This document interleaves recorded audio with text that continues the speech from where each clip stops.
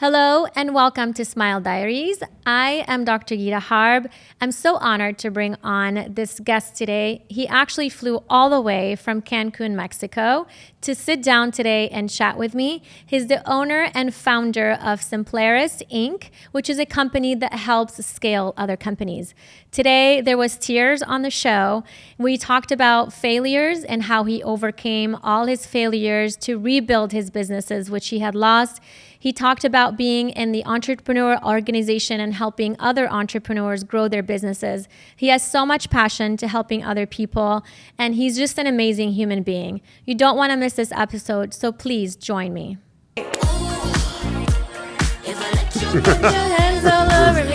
All right, hello and welcome to another episode of Smile Diaries. I am so honored to have my next guest here.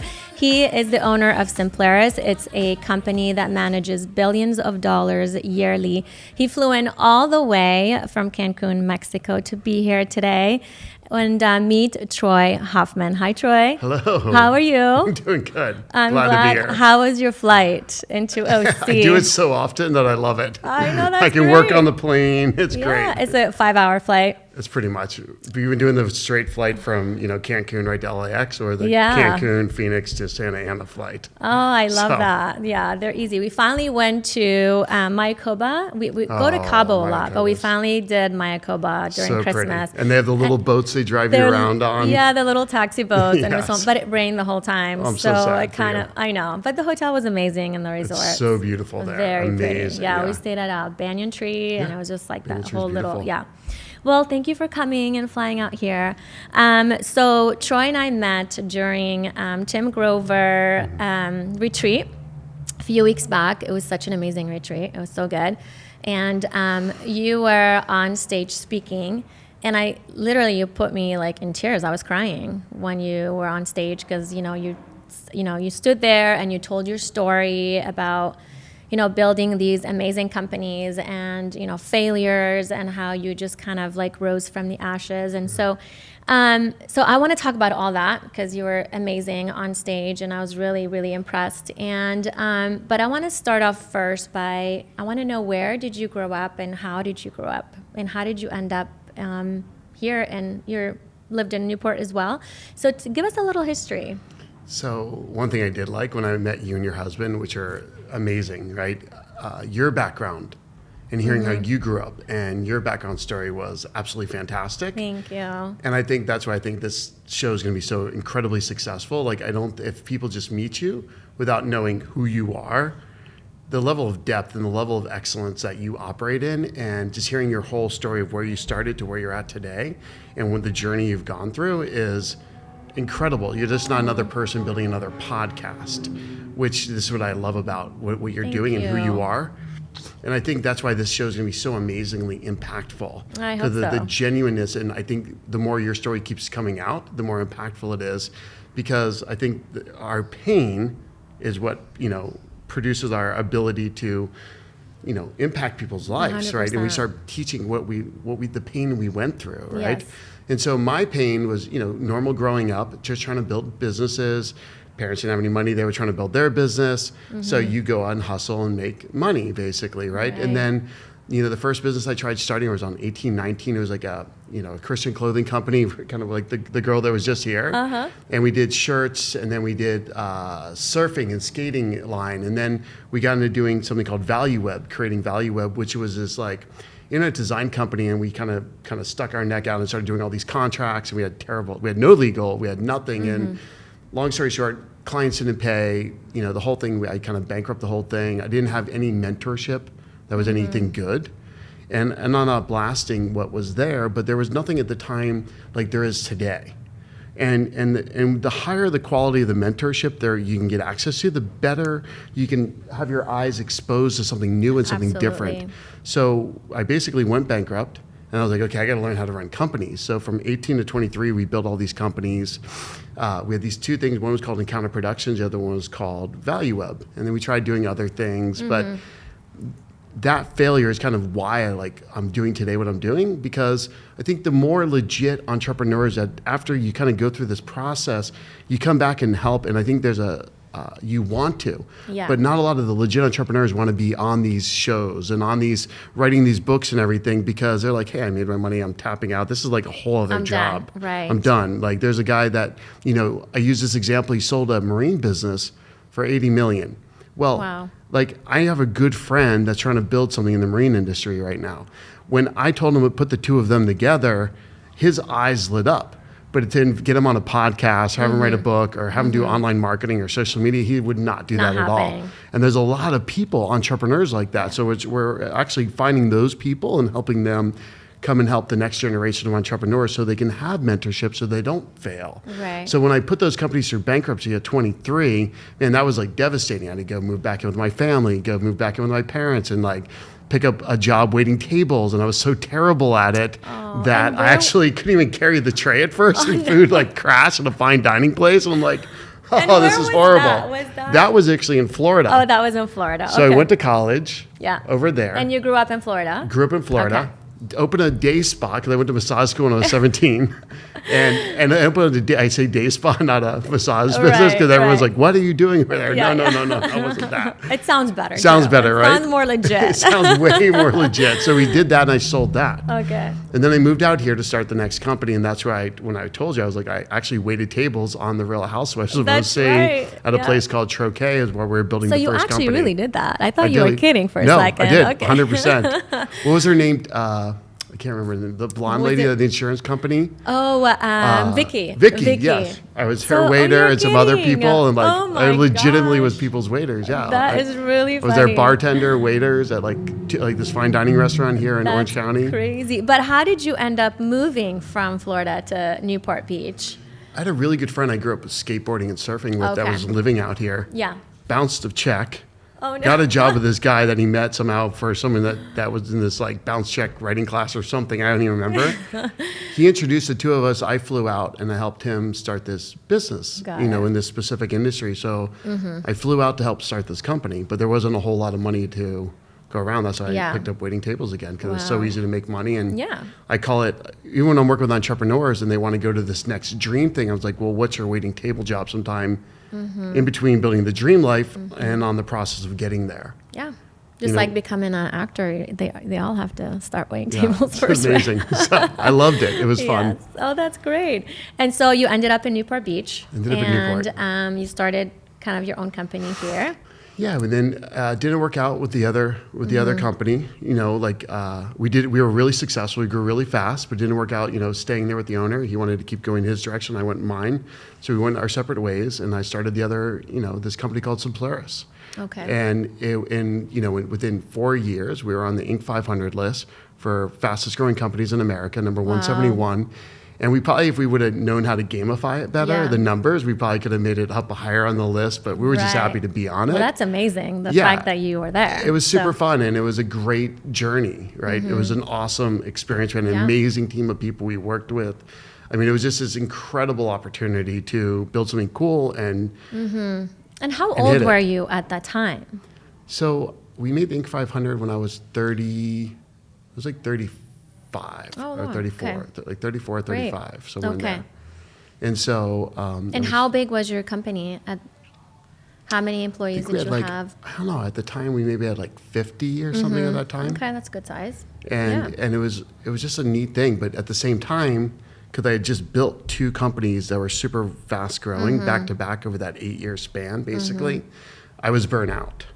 Yeah. And that's where you were asking, like, well, what's that failure look like? What's that thing look like? Why do people need mentors? Why do they need people, true entrepreneurs that have actually built something, not a lot of people selling hype and BS, because there's all these nuances that you learn when you build all these things because of all the pain you go through. And your pain discovers your path, basically. It opens up this path of where you should go next. And that's where, like, when you and I were talking, is like, that's where, like, I crashed physically. I was up to almost 300 pounds.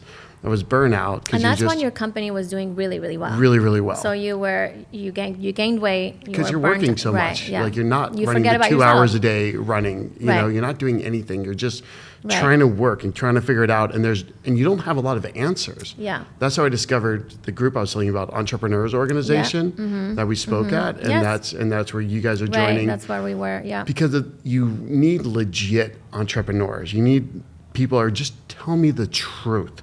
Like, what are you going through? What are your numbers? What is your problems? Like, not these people that are talking about all this hype and like, Right. oh, you know, they're I'm trying doing to, great and I'm doing amazing. yeah, and like that's it. seriously, what are your numbers? What do you Yeah. pay yourself? Is it W-2? Are you Right. running expenses through the Yeah. company? Like, give me the dirt. Give me the like dirt. I need to know I the wanna know all reality. of it. Like, how Right. do you run your schedule? Yeah. That's what I loved about EO is everyone either comes in extremely cocky or Yeah. extremely broken after And a they few all- years.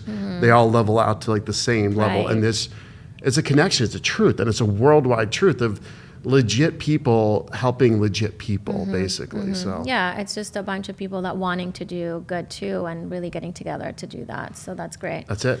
And how long have you been in the EO? How many years now it's been? My buddy Ricardo started taking me. I met this guy Ricardo. Yeah. And Ricardo convinced me to go to these events, but I didn't join for like 2 years. Oh, okay. So you're I'm like, I didn't really like. It Yeah. was fun, but I didn't really Yeah. understand it. yeah. I wish I would have joined sooner. Right. I wish I would have joined entrepreneur groups sooner. I wish I would have like seized the opportunity for the mentor sooner, Yeah. but I couldn't see it. Yeah. And it takes a while for you to realize that you need that because, I mean, like we've had our office for years and years and, you know, our business and we've been entrepreneurs, but you don't think about these things. You don't think that you need a mentor and someone to help you and someone to guide you and someone to be there. And until it really hits you, then you like now that we've gone to the EO and now I'm realizing like, oh my God, like it's really nice to have somebody have your back and show you how to do things and someone that's failed and can tell you don't do this because you will fail. It's really nice having that. So, but just when you start a business and you're working, these things don't cross your mind. You know, You're in survival what is mode. the percentage of Scarcity mode. It is, yeah. What's the percentage of entrepreneurs that have mentors? I mean, it's very small. You know what? Someone just actually came up with this. I forget who it was. I think it was Yeah. like one of the like Success Magazine had it. It was only like 14% of like Yeah. entrepreneurs actually end up actually getting mentors. Right. And I think another study that someone said is like 85% of like people's success. One of the things they said of like all these entrepreneurs they interviewed, like Yeah. why were they so successful? They said they had great mentors or they were part of Coaching great groups and or- coaching and consultants and Yeah. kind of and the and words someone, interchangeable almost. So. And having someone on your level or even higher is nice to keep pushing you to do better things as well. So it's or it's just different. Like I don't even know if it's about even higher. It's like I mean we're just different skill sets. Right. Like I don't know how to like we were talking about teeth, right? Yeah. I wouldn't even know where to begin. Exactly, Right. yeah. I literally wouldn't even know where to begin. Someone comes up with a chipped tooth. Well, what do I do? How Sort do I? of like you're talking about your Yeah. company, and I Yes. told you this earlier. I have no idea how this whole thing works, and it's true. Different people bring in different skills into it. And you need So. these people because they add to your life, and you can't be good at everything. You've got to figure out like what your gifting is. What Right. is your talent? What is that thing that makes you special? What is that? Whatever that unique skill set is, like when you tap into that, and that's where, lately I've been trying to just get people to take white space time to find their whatever that is for them. What is their true north? Who are they? And that's like one of the things we're actually doing with entrepreneurs is help them discover that you don't have to be this other person or all these other people are great at everything. You just have to figure out what is you. What is Who are you, right? Know thyself, number one. And number two, what is your true north? Like, where are you going? And most people don't know that. I mean, we're kind of programmed in a way to also just get up, get ready, go to work, come home, we're exhausted, and that's it. And we just follow this path every single day. And it really sometimes takes either failure or, losing a job or, to have that time to really concentrate and focus on who am I? What do I really want to do? And sometimes that's why people fail. I think because if you do have a job that's 8 to 5 every day and you're doing the same thing every single day, you don't have time to think. You don't have time to really sort of process things and say, is this really what I want to do for the rest of my life? Where am I going? What's my true calling and stuff? So I totally get it, and it's kind of nice to have someone mentoring you and being there for you. So Yes. That's great. So tell me a little bit about.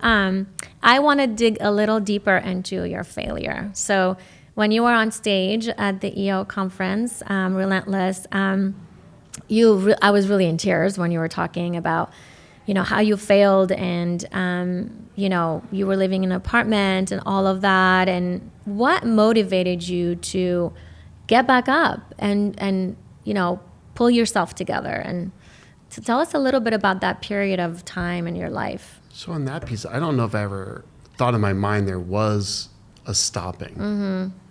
Like, and I think there was a part, like, and I was just telling this yesterday, I was working with somebody, I forget where, but we're talking, I don't know if you know a guy by the name of Scott Duffy yet.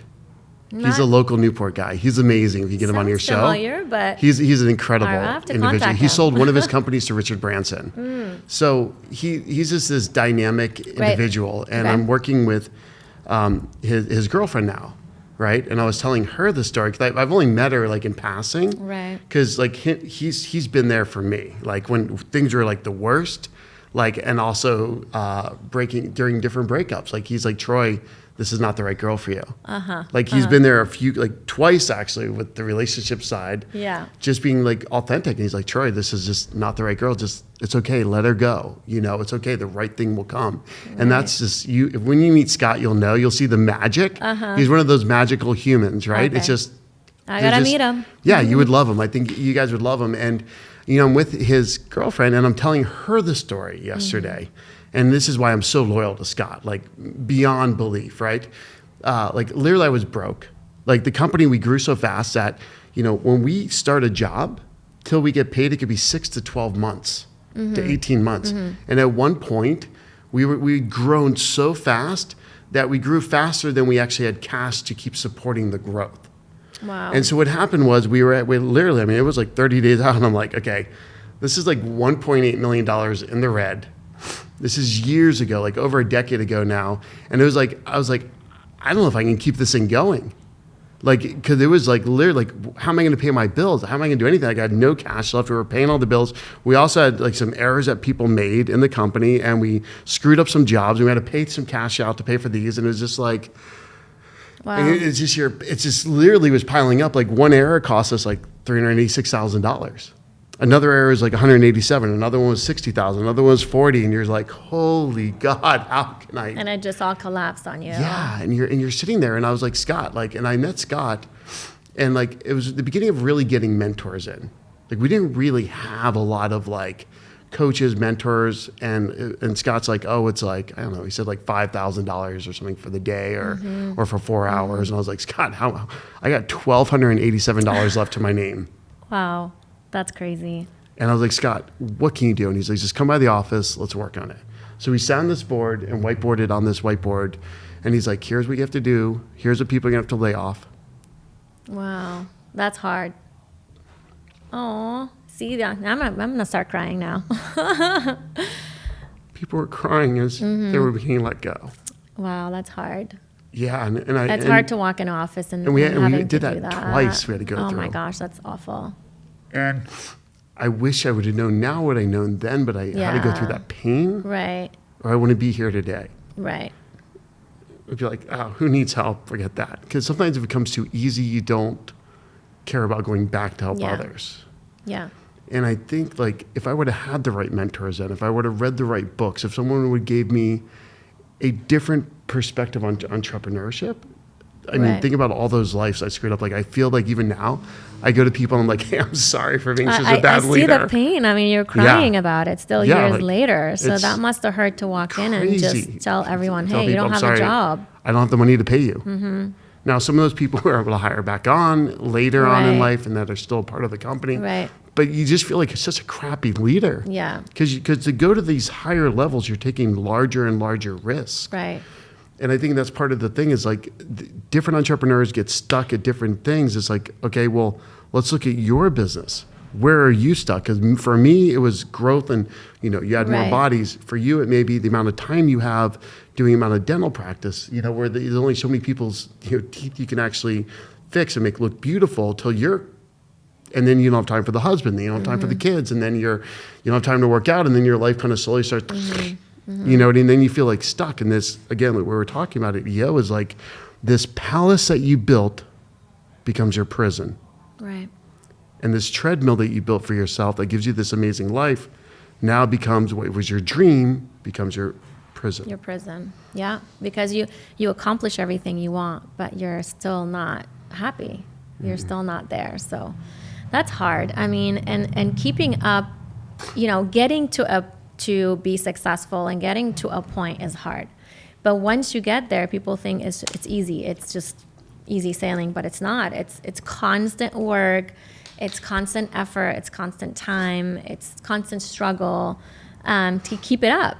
So it's not sort of like you just got somewhere and that's it. I'm there. I made it, and now it's easy and it's smooth sailing. So that's hard. So it must have been a hard journey for you. So I think that's what people don't get. Right. They're always like, they're going to end up at some point where you're on some island by yourself.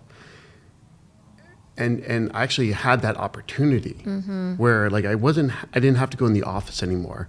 Yeah. Where I learned enough things to get the company to a point where there's an executive team that is far better than I, like 10x better than I now, who are running the company and scaling it on their own. They're all of their own specialty, their own massive superpowers. I mean, literally the best of the best in the country right now are at our company working right now in all aspects, from running it to doing sales to operations people. They're literally world class individuals, intelligence, their attorneys, their CPAs, like the level of companies they were running, they're super high level. So I literally have nothing to do with that company anymore, barely, besides I'm just the founder and I sign a few things because the majority control over everything, right? But they're doing it all. And so when I literally had that gift given, which people always tell you in the books, like when you're reading something, you're like, okay, what would you do if you had all the time and all the money in the world? What would you do next? Right. And I don't think people prepare entrepreneurs for that moment because so few actually get there. Like, what do you do after you exit? There almost needs to be like after the exit preparation for owners. And no one's talking about that because most people are just trying to get a business off the ground. Then they're trying to get the business running. Then they're trying to figure out how to get the business to be sold. And by the time they're trying to get the business to be sold, one, there aren't a lot of people that are legitimately helping people literally exit plan, number one. Number two, tax preparation. Like so many owners are selling out and not doing any tax preparation on this. And there is a lot of ways to help people. And then after that, they have nothing to do and they're like depressed and sad and they're like scrambling and there's not a lot of people having this conversation about what should people do after that. And so that's why we're trying to help entrepreneurs now have the whole life cycle, this whole business architecture thing, and start getting legit entrepreneurs to help other legit entrepreneurs to think from starting to end, what does this look like? It's a different conversation. And when you start looking at your business and your life, going, okay, how do I want my kids to grow up? Where do I want my time to go? How do I live your lifestyle? And think about how many people want to live you and your husband's lifestyle. Right. You guys are traveling all over the world. You're taking these kids on these amazing trips that you didn't have growing up. That you manifested from scratch. Right? True. How many people are doing that? That's why I think it's amazing that you're doing this show, because you're going to, little bits of you, I mean, literally watching you and your husband was amazing. Thank you. Like you guys are an incredible couple. Thank you so much. And just everything about you guys is so high level, and yet you still say, oh, I want to go back and I want to share everything I've learned with all these people, right? And it's not hype with you guys. It's like a legitimate, like grounded thing that I think truly lives are going to be changed because of what you're doing, I appreciate it. It's honestly about, and my dad used to tell me that when we were kids, it's no matter where life takes you, you always have to stay humble and you always have to help people. And he was one of those guys where he was very successful, but his true passion was helping people. And I think that's where I kind of get it from, and why really I'm doing this podcast is to just, let people know what it takes and the journeys, and have them get inspired and motivated. And I think that's just awesome. So, and you're such a hype person too. I love that. You're hyping me up. So tell me a little bit about, when you were in that period of time and you gained a lot of weight and you were not feeling that great. How did you one day you just got up and you said, I'm just gonna get this company back, or was it kind of a gradual sort of, how did that happen? Tell me a little exact details about what pushed you to get back on your feet. So I don't know if it was push as much as just like survival, right? And you're also like, I'm not giving up. Right. Like I think anyone that makes it, they always have that like, I'm not giving up. Yeah. But also you have things you have to learn. Right. And like I think that pain like made me, okay, you doubled down on, what systems do I need to build? Yeah. What processes do I need to build? What mentors do I need? Who do I need to attract in my life to learn something to move things forward? And then once you go like this and take the mud out of your eyes, you're like, oh my God, there's all these people that actually can help me. Can help you, yeah. And there are so many people willing to help others. It's out there. Like, people do not need to be alone. Yeah. They don't need to be sad. There's just tons of people that are willing to help other people.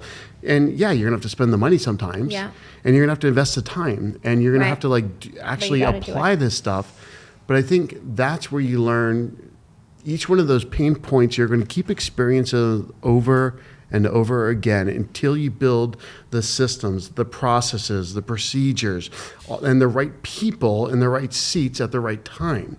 And it really is about business, even though it's personal. And you really have to build the right machine for your life to operate in. And I think learning those little specifics, like, why is it so critical to spend and invest the time on this? How do you invest the money that as it comes in on these areas to get the company to someplace else where you can be free, or keep growing it, or sell it one day? Right. And it goes back to number one, is like, what do you want? What is that dream you want? Because there's some entrepreneurs that even after the company sell, they want an office in the building to still go to work 9 to 5, 5 days a week, and they don't want to go anywhere else. So, the more coaching I've done, which is fascinating, and I ask, like, well, what do you want? Where do you want to go? It's vastly different. Right. I mean, there are Everybody so wants many different people things. that want something different. Like, I mean, right now, even the owner of the studio, there's so many people that would love just to build a studio like this and run this every day of their lives. I mean, literally, they'd be like, oh, it'd be great. So speaking of, everyone needs to figure out what they want. What did you want to do? Where did you want to be after you built your company? What was your dream? Did you just want to go live on an island and just be happy forever? Or where did you want to be? You know what? I don't know if I even had I only had one person ask me, well, what are you going to do after you're not working full-time in your company? Right. This lady, Summer, if you ever get to meet her too, she's amazing. She helps recruit and find executives for your company, CEOs and everything. She's here local. She built her own boutique recruiting company. I think she sold it out to a larger company. Amazing. And Summer's amazing. But she was literally the only person to ask me, well, what are you going to do next? And it was like a very casual thing. And then another time she's like, Troy, you might want to consider what you're going to do next. And I didn't even listen to her. Yeah.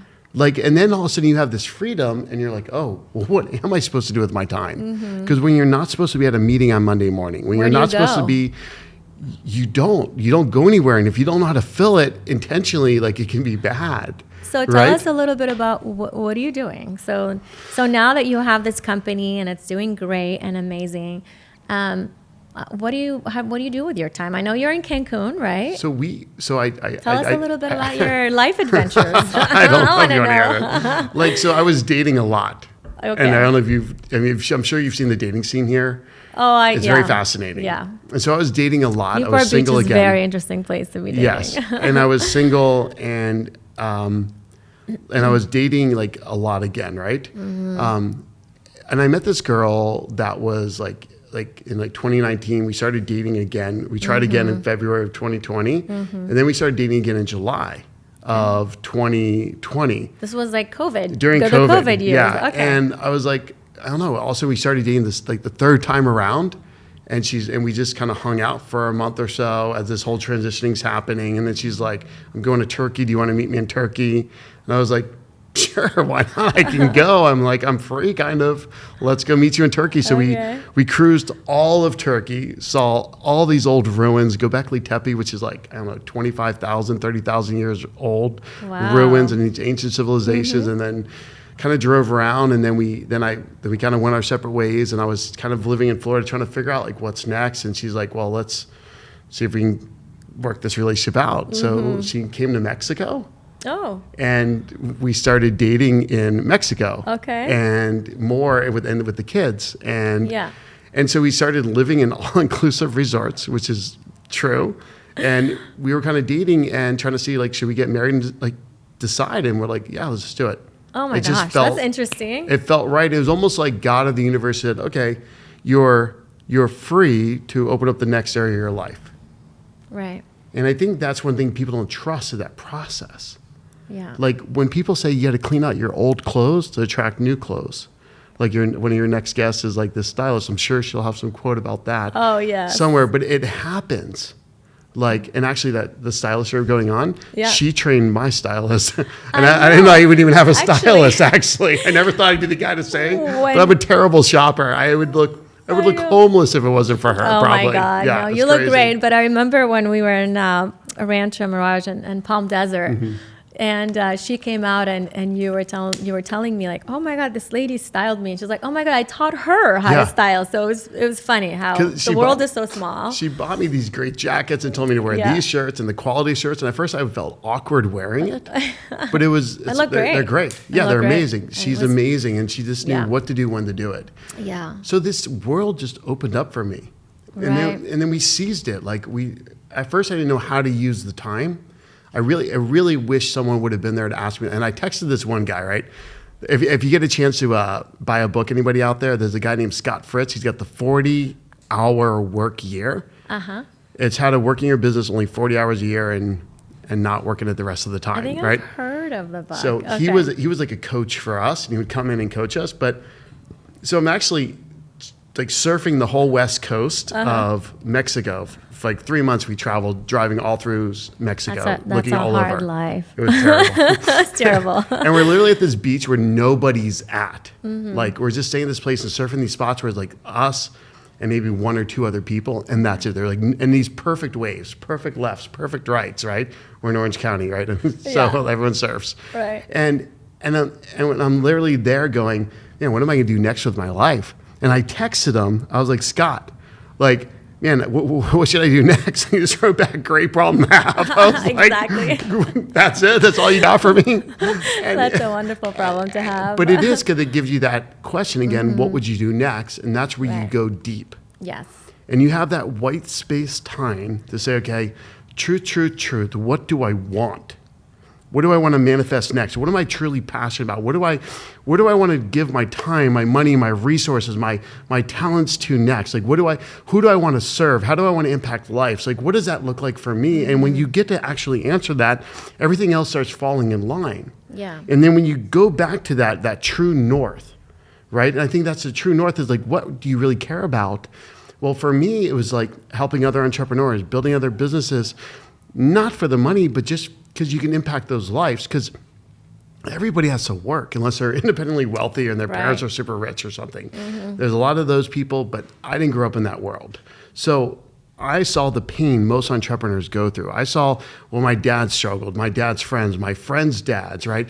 All my friends that were in EO at different times, the marriage pressure when the companies are bad, the how do you deal with, like, between kids and wife and the company, or between the husband and the kids and the company, and like all these different dynamics, and the more that you can be in these conversations at that level with these people and be in the heart of these conversations, think about all the pain and all the suffering and all the problems that are created that you can help ease by giving the right information at the right time in the right moment to the right person.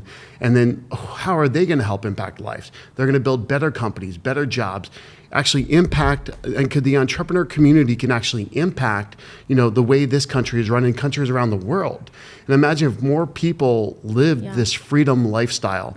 Even if you're working in a company, it's still great, because we need great companies. We need great people. We need people that can actually keep freedom alive in this world. And I believe that entrepreneurship is probably that key for keeping freedom alive. So everyone knows that, hey, if I go to work tomorrow and work my ass off, I can create something and impact my family's life, which is going to make for a better world. And then people kind of play well together. Right. You're not going to see all this suffering and all this famine and all these problems and all these, go drive around, even parts of America. Yeah. Yeah, absolutely. Well, there's not that many people like you, Troy, that want to help everybody. So not everyone's like that, but it's nice to have that group of people behind you and supporting you. So you're amazing. And tell me a little bit, I know you've had some, I want to kind of get off the subject of entrepreneurship here and talk a little bit about what's going on with your food allergies. I know you wanted to talk about that a little bit. Tell me a little bit about this that. This is my latest passion. Like if you're in my world, my friends are going to be laughing right now. So now that you've mastered this entrepreneurship and stuff, I feel like you're worried about this food allergy situation. So tell me a little bit about that. So I didn't know how bad food can impact people's lives, right? From different skin diseases people have to stomach problems to weight. Man, the number food of people, is everything. And I'm not selling anything to anybody. I'm actually just telling people about this. I think we've got over 50 people to this one guy, Dr. Vince DeSea, who's here in Newport area. Shout out to Dr. Vince. Hi, Dr. Vince. And there's a bunch of other functional medicine doctors and chiropractors and people all across America and around the world that are doing food sensitivity, food intolerance, food allergy testing. And when people get off these things, because everybody wants to look like, let's say, like you, right? All these women that want to be pretty and want to be fit, well, and they're struggling with their weight. Well, one of the things they don't realize is what they're eating, even though they know that diets and nutrition and blah, blah, blah. But it could be watermelon. What they're putting in their bodies. It could be broccoli. It could be cauliflower that their body's creating inflammatory reaction in their body. And we've done, we had one guy that owned a bank. We got him off corn. He lost like 30 pounds in like literally 1 month. That's crazy. And imagine like how many people's lives are, and the energy people get, and the way they look, and the way they feel, and again, body first. Body first. Body, then being, then balance, and business. Well, what you put in your body, I mean, it gives you the energy. It makes you feel light or heavy or down, or it's huge. And there's so many foods that you think are good for you. Like for instance, I eat a lot of cashews because I think, they're easy snack, right? Yeah. So in between patients, because I don't have time, I'm not sitting at a desk and I'm not don't have the luxury of, snacking and drinking or whatever, water when I'm working. So I'm running between patients. So I always leave, like almonds and cashews and things like that in my office. And I run in, I have a little bit and I run to the next room or whatnot. But little did I know, cashews are inflammatory. They're really bad for you. The skin on, almonds is really bad for you. Even cucumbers, which you think you're eating great, and cucumbers are great, but the seeds in the cucumbers are not good for you. So I have this a friend who's a doctor, and he got diabetes, and so he started researching really, like he didn't want to be on medication, and so he started researching deep into diet, like how to change, diabetes and overcome it with just diet. And so he did it on his own, and he researched all these things, and it turns out like all these things are bad for you. And like almonds, you have to peel the skin and things like that, or cucumbers have the seeds in them, or anything that have, like eggplant. I make a lot of eggplant. Did you know eggplants are bad? No, and that's where there's food sensitivity testing to find out how your body reacts. Yeah. Because your body is going to react differently from your husband's and your kids even. Exactly. So some of those foods may not react or cause problems. For someone. And defining what is bad and what rules. Because my dad, so give you a background, my dad was a chiropractor, neurologist, internal medicine, and clinical nutritionist. Right. So he became all these doctors because he had his problems. And I think that's part of the reason I'm so passionate about it, because A, it affects me. Two, it really affected him. He grew up his whole life, and that's why he was so passionate, because he grew up sick. And he grew up with all these problems. So he built this whole hippie clinic and people with like lupus and cancer and doing these deep detoxes that like literally rid their bodies of these disease, right? And his clinics were amazing. And literally when he passed away, like we found these binders full of letters like this thick. Remember the old binders that were like the circle round? Right. He had literally like all these binders filled with letters from patients, like that were all these people saying, thank you, doctor, for helping me out. Thank you, Dr. Bill, for helping me out. And he was just this hippie doctor. He wasn't a great marketer, wasn't a great business person, never made a lot of money, gave tons of services away for free, but he impacted so many lives because of what he learned. And he was using lasers back in the 80s. He was doing detox treatments and having people saying, hey, just make a veggie drink back in the 80s. Now people wait, here in Newport Beach, like 30 minutes and we'll pay $20 for a little green drink here. Tiny, Where back then it wasn't popular. It was bacon, it was eggs, it was beer, it was soda, it was like all this crap that people ate all the time. And the level of awareness wasn't there yet. And so one of the fascinating things he would always say is, you you never know which nutritional program is going to work for which person. You have to test it because they didn't have all the testing quite back then. He even built a whole lab in our garage at one point to do his own urine analysis because they didn't have some of the things. And he was super genius level, right? And the joke when I was a kid in junior high, I was like, don't drink the apple juice at Troy's house. And so, but he was brilliant. You don't know what's in it. Yeah, he was like, he had this, like, he would do pee samples and test things and build this whole lab. Yeah. Because they didn't have like the level of sophistication they do today. Of course. They didn't have all the DNA testing. They didn't have all the things that were just being created. I mean, this is almost 50 years ago now. 45 years ago or something when he was really kind of diving into all this stuff. And so I would suggest for people to go get your food allergy test, your food sensitivity, your food intolerance. There's all these different levels of testing because you're trying to find if you want. And the question is this, right? Do people really want to live in peak performance? Do they want to live their best life? Do they want to have their best relationship? Do they want to be the best parent? Do they want to be the best entrepreneur? Do they want to have the best body? Like, what level of success do you want in your life? And what are you willing to invest in yourself to go and get that and bring that into your world? Right. And I don't think a lot of people, they get money and then they don't think about reinvesting into themselves over and over, and it never ends. And the more you make, the more I think you should try to go and invest in yourself and go get these tests.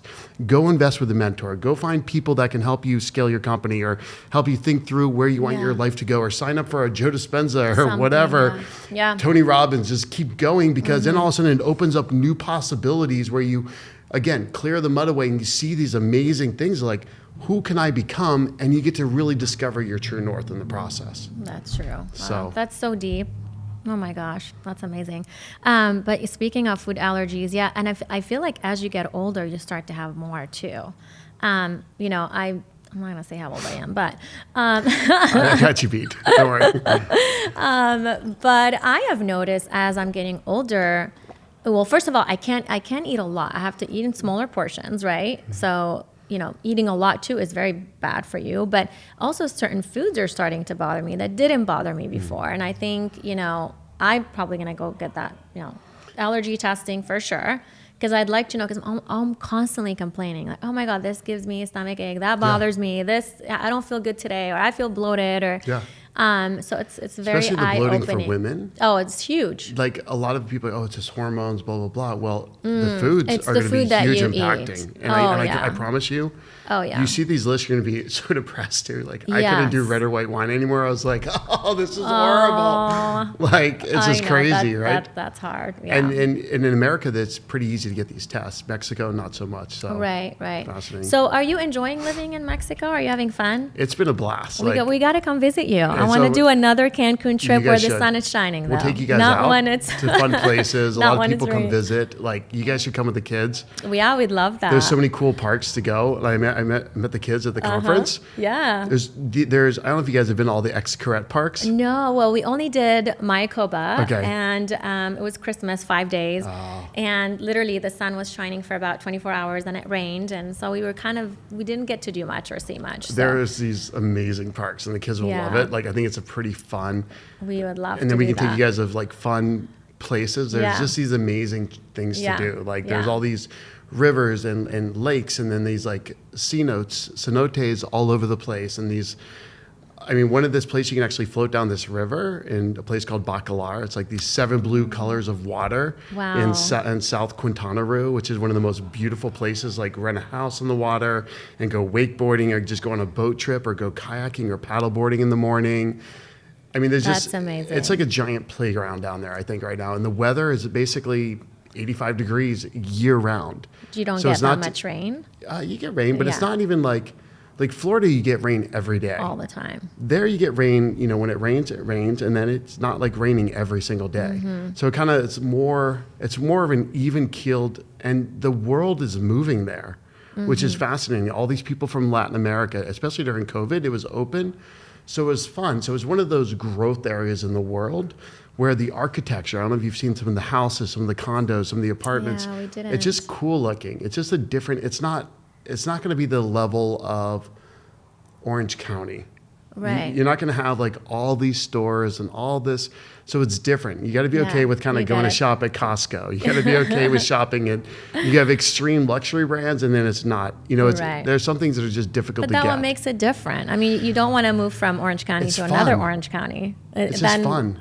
The world will all be the same. And then, it won't be exciting. So we've been using that as a base to go jump and travel. So we did Thailand 2 months last year. We did Turkey for a month. We did Spain, then France, and then back to Spain again. So we did about another month or so and a half of that. And just really trying to maximize this time. Trying to seize that the world is now. There was a book that this guy wrote called The World is Flat by Thomas Friedman. I don't know if you've ever heard of it. No, but you got to send me all these books. It was an old book, but he described that there would no longer be countries in power, or just one giant area, kind of the economies, right? He said there would be cities or different areas where economies would grow.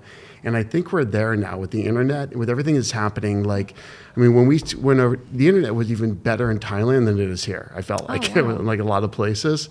And it was just, you can choose where you want to go live anymore. And I think that's kind of the interesting thing. You're going to go to the country with the belief systems, the religion, the culture, the people that you like. And I think the world is now, and I'm hoping that this TikTok generation is finally the generation that will see, we are all the same. We can love each other no matter what religion or what belief system. And they're the ones that hopefully will finally change things. I hope so. Oh, you get me so emotional. Oh my gosh, you're so passionate, and that's what I love about you. You're amazing. So, I'm out of words now. So, but I'm really happy to have you on. This has been an amazing podcast, and I'm so glad. I remember meeting you outside in the hallway, and I was like, hey, I have a podcast, and I want to bring you on. And how does June 1st sound? And you were like, I'll fly out and I'll be there, and you did. Yes. I'm really honored to have you here, and I'm honored that you came all the way. And I'm excited, to have you on the podcast and all the things that you do, and you help so many people. Tell me a little bit, how can people get a hold of you if they need, if they want to look you up and stuff? What's your guys' website, and what's the best way? I know you're not the best Instagram person. So I do have Instagram. Okay, I know you do. At Hoffman Troy. Okay. HOFFMANTROY. I will tag you. Yes. And I'm getting better. You're not good at answering your DMs. That's what I stopped. I did an analysis of myself where it's I'm on there.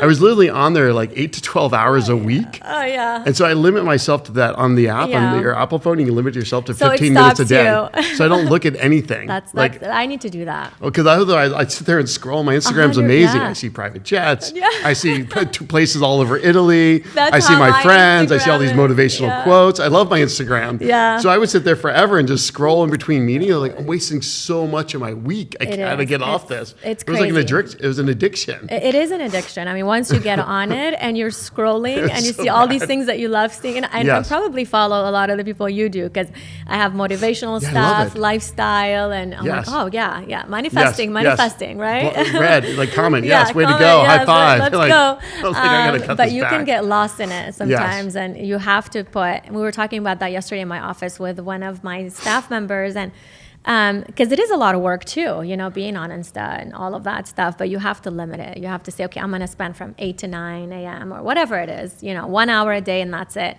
Otherwise, you get lost in it and you're just on your phone all day long. So it's so easy to waste time now. So easy. Well, I'm going to tag you, and I'll let people know how to find you. You're amazing.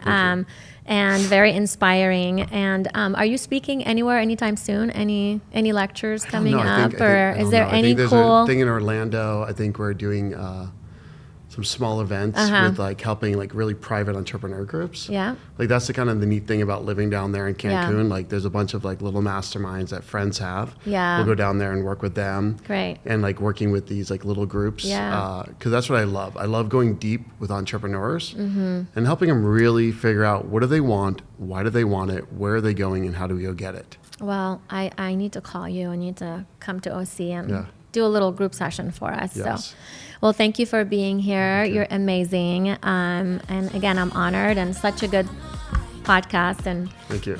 You're great. All right.